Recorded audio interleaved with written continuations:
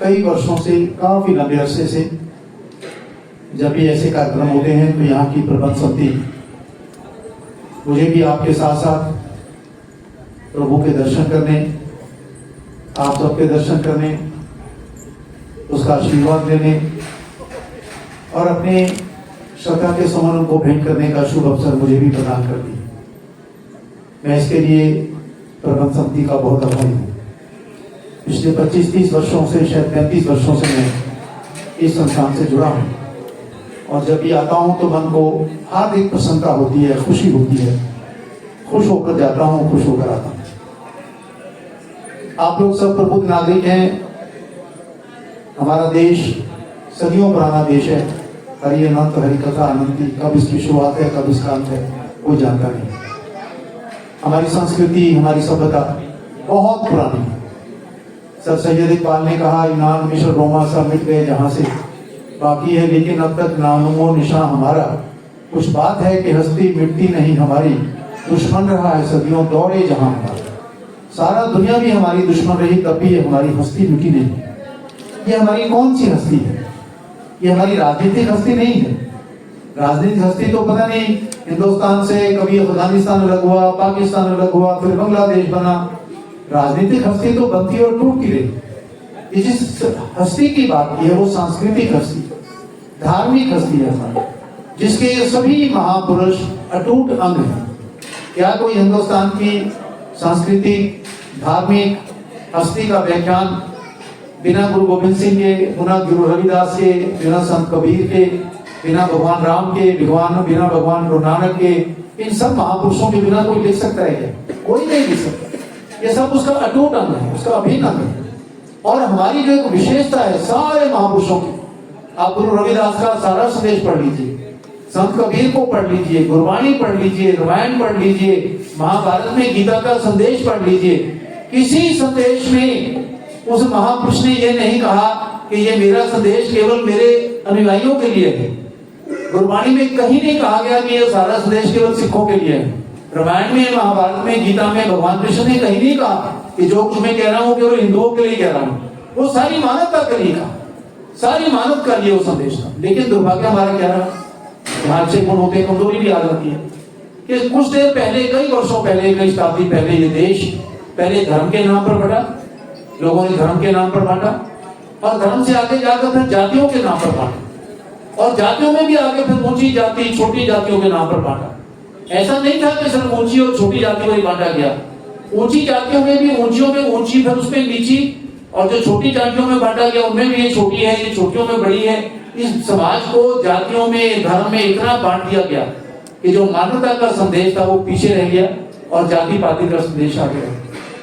हमारे ये महापुरुष गुरु रविदास, मैं कई बार सोचता हूँ गुरु रविदास का एक श्लोक गुरबाणी में आता है, क्या उस समय के हालात होंगे, कितने अन्याय अत्याचार का ये महापुरुष सामना कर रहे होंगे, कितने छुआछूत का सामना कर रहे होंगे। आज तो हालात बहुत बदल गए हैं। हालांकि आज भी बहुत जगह ये बीमारी है, कैंसर की बीमारी जल्दी जल्दी नहीं जाती, कहीं ना कहीं रह जाती है, लेकिन तब भी आज फिर स्थिति बहुत बेहतर है।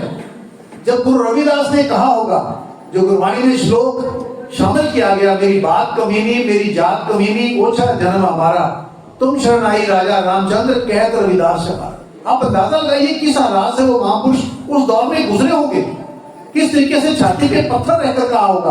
और ये व्याख्यान करता है कि उस दौर में समाज के अंदर किस तरीके से कुछ लोगों के जन्म को भी बुरा माना जाता था, अछूत माना जाता था, बैठा नहीं जाता था, उनके साथ खाते नहीं थे। मैं कल दिल्ली में एक बहुत बड़े सज्जन से मिले आया, मैं नाम नहीं लेना चाहता, तमिलनाडु की बात चली, मेरे मुंह से निकला, मैंने कहा तमिलनाडु में एक समाज के लोगों ने अपनी समाज के अलावा जो बाकी दलितों पर उस पर बहुत अत्याचार किए, इसलिए वहां पर वो द्रविड़ मूवमेंट चली। तो मैंने कहा नहीं सत्ता जी, आपकी जानकारी गलत है। उन्होंने अत्याचार केवल सो कॉल्ड उन दलितों पर और बाकियों पर नहीं किए, उन्होंने किसी पर भी जो उनकी बात नहीं मानता था, वो किसी भी जाति का हो, उन पर भी उन्होंने उतने ही अत्याचार किए, क्योंकि उनको लगता था कि हम सर्वोच्च हैं, हम ही सब कुछ हैं, हमारे से ही सब कुछ है, हमारी जाति धर्म समाज हम ही सबसे ऊपर हैं। अपनी समाज के लोगों को भी वक्त आने पर उन्होंने माफ नहीं किया था। तो मैं समझता हूँ कि आज जब हम ऐसे महापुरुषों का जन्मदिन मनाते हैं, प्रगट दिवस मनाते हैं, उनका संदेश जो समूची मानवता के लिए, समूची मानवता के लिए है। उस संदेश को अपनाएं, जीवन में उतारें। दूसरों को संदेश देने की बजाय अगर हम अपने जीवन में उतारें, सब लोग उतारें, जो जाते हैं, भाषण देते हैं, बोलते हैं, फोटो खिंचवाते हैं, कि कम से कम हम ना समाज के अंदर इस छुआछूत को बर्दाश्त करेंगे, ना स्वयं करेंगे, ना किसी को अपनी आंखों के सामने करने देंगे। और कोई भी किसी धर्म में हो, किसी जाति में हो, कहीं पैदा हुआ हो, किसी में आया हो, वो सब बराबर का इंसान है। वो इंसान है, वो मानवीय है, उसको मनुष्य के नाते ही देखेंगे। धर्म, जाति, संस्कृति वो सब बात की बात। अपना महत्व जाति का हो सकता है, मैं नहीं कहता कि जाति का कोई महत्व नहीं था, मैं नहीं कहता धर्म का कोई महत्व नहीं है, मैं नहीं कहता शहर का कोई महत्व नहीं है, लेकिन वो इतना महत्व नहीं है कि मानवता की हदों को पार कर सके। कभी मानवता की हदों को पार नहीं करना चाहिए। मैंने जैसे कहा, इन महापुरुषों के सबके संदेश जीवन के लिए इतने सार्थक हैं। कई जन्मों से पिछड़े थे माधो, ये जन्म तुम्हारे लिखे। मुझे बताइए, ये शब्द कौन जाति का बंदा कहेगा कि ये शब्द ठीक नहीं है? कबीरा जब हम आए जगत में, जग हंसा हम रोए, ऐसी करनी कर चलो हम हंसे जग रोए। एक लाइनों में, ये 2 लाइनों में संत कबीर ने 70, 75, 80 साल का जो आपका जीवन है वो कैसे जीना, उसकी लाइन आपने ले डाउन कर दी है। कह दिया है, जाते हुए कौन हंसता हुआ जाएगा? जिसने अच्छे काम किए हैं, जिसने धर्म का काम किया है, इसके जाने पे जग रोएगा। जो अच्छा काम करके गया है, धर्म के नहीं, मानवता नहीं, समाज का नहीं, जिसने धर्म का काम किया है, उसी के करते हुए आगे चल जाएगा। कुर्बानी में लिखा, मलकल मौत जद आपसी सब दरवाजे पान, तीना पाइया प्यारियां अगे दिता बंद, देखो बंदा चलिया चौ बंदियां दे कंध। और अगला सेंटेंस, अमल जो किते दुनी विच दरगे आए काम। जो अच्छे काम यहाँ किए हैं वही काम आएंगे, बुरे काम कोई नहीं आएंगे, किसी जाति का हो, किसी धर्म का हो, किसी अहंकार में हो, किसी गलतफहमी में। तो आज के दिन में आपको बहुत बधाई देता हूँ इस प्रांगण के लिए। जहां जहां भी कोई दिक्कत परेशानी जब भी आई है, मैंने जितना हो सकता मैंने सहयोग दिया है। जीवन में कोई कहे मैंने ये किया, मैंने ये किया, मैंने किया, ये सारा उसका अहंकार है, सिर्फ अहंकार है उसका, और कुछ नहीं है। करने वाला भगवान है, वो करवाता है, वही तय करता है। जैसे कृष्ण ने अर्जुन को कहा था कि तू तो निमित्त मात्र है, ये तो मैं तय करता हूँ कि किसने करना, और मैंने तुम्हें तय किया, इसलिए तुम्हारे हाथ से हो रहा है। तो भगवान स्वयं तय करता है कौन सी चीज किसके हाथ से करवानी है, उसका श्रेय किसको देना है। हम तो बिल्कुल ही हम परम पुरुष का दासा देखकर आए जगत तमाशा। आदमी जमीन पे जो रहता है, जिसके पांव जमीन पे लगे रहते हैं, वही बचता है। अहंकार तो रावण का नहीं रहा, कंस का नहीं रहा, किसी का नहीं रही। जिन्होंने अहंकार किए थे, आज वो औरंगजेब जिसने गुरु तेग बहादुर का बलिदान लिया था, उसकी मजार पे कोई झाड़ू देने वाला भी नहीं होता। और जिस गुरु तेग बहादुर ने शहीद दिया था, उनके गुरुद्वारे में माथा टेकने के लिए 2-2 घंटे 3-3 घंटे की लाइन लगती है।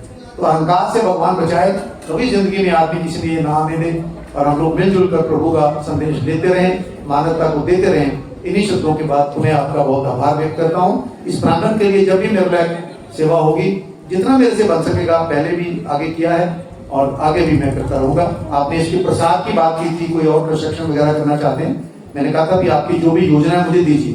पहले डायरेक्टर साहब से बात करके देखेंगे, और अगर यहाँ बात का हल हो गया बहुत अच्छी बात है। गवर्नर साहब से ऊपर जाने की आवश्यकता होगी तो ऊपर भी जाएंगे, बिना कोई इसका मुद्दा बनाए। क्योंकि देखिए, जो काम मिलजुल कर हो जाए वो अच्छा हो जाए। निर्माण कभी भी झगड़े में नहीं होता। अगर आप सोचें कि कोई कंस्ट्रक्शन आप टेंशन में करोगे, तो वो टेंशन में कंस्ट्रक्शन नहीं होती है। डिस्ट्रक्शन तो हो सकती है टेंशन में, कंस्ट्रक्शन नहीं होती है। मिलजुल कर सबसे बात करके, प्रभु का काम है। जो लोग पीजीआई में आते हैं, दुखी होते हैं, परेशान होते हैं, किसी के पिता का उसको पता नहीं होता कि कल सुबह जिंदा होगा कि नहीं होगा, किसी का भाई, किसी का पति। मैं कई बार जाता हूँ हाल पूछने, एक केस में मैं गया, 8 बहनों का एक भाई मोटरसाइकिल पे जा रहा था, आगे कोई जानवर आ गया, उसका एक्सीडेंट हो गया, बहुत बुरी तरह से अस्पताल में पड़ा हुआ था। तो मरीज तो वहां पड़ा, उसको डॉक्टर देख रहे हैं। जो उसके साथ आए हुए लोग होते हैं, वो ना जिंदा में है ना मरे हुए में, हर क्षण लगता है आगे क्षण क्या होगा। और जब फिर वो मंदिर में, प्रांगण में आते हैं, भगवान के सामने नतमस्तक होते हैं, आप उनको ठहरने की जगह देते हो, रात को सोने की जगह देते हो, खाने का सामान देते हो। इससे बड़ी मदद उस व्यक्ति की नहीं हो सकती जो अपने पेशेंट को अटेंड करने आया। पेशेंट को तो डॉक्टर अटेंड कर लेंगे, वो तो अंदर जाने भी नहीं देते, एक आदमी रहेगा बाकी सारे जाओ। तो ऐसे हालात में उनको देना ये बहुत बड़ी मानवता की सेवा है। भगवान इस भावना को बनाए रखे। मैं हमेशा आपकी सेवा में हाजिर हूँ।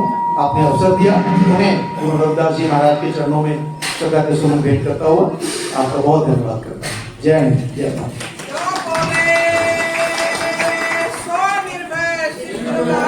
बहुत बहुत धन्यवाद सत्यपाल जैन जी का।